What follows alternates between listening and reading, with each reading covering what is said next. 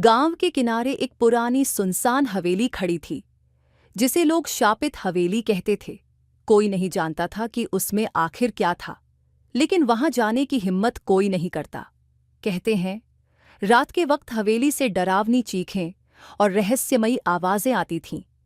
एक बार 3 दोस्तों रवि, अर्जुन और सीमा ने इस रहस्य का पता लगाने की ठानी। उन्होंने एक रात वहां जाने का निश्चय किया। चांदनी रात में हवेली तक पहुंचते ही उनकी रीढ़ में सिहरन दौड़ गई। दरवाजा अपने आप खुला और एक ठंडी हवा का झोंका उनके चेहरों पर पड़ा। अंदर घुसते ही हर कोने में धूल और मकड़जाल फैला था। तभी अचानक एक पुरानी घड़ी के घंटे बजने लगे। उनकी नजरें एक बड़े आईने पर पड़ी, जिसमें उन्हें खुद की परछाई दिखने की बजाय किसी बूढ़ी औरत का चेहरा दिखा। उसकी आंखें लाल और आवाज गहरी थी। तुमने मुझे क्यों जगाया? आवाज गूंजी। तीनों कांपते हुए पीछे हटे। अर्जुन ने हिम्मत जुटाकर पूछा, आप कौन हैं? वह औरत बोली, मैं इस हवेली की मालकिन थी। मेरे अपने ही नौकरों ने मुझे धोखा देकर मार डाला।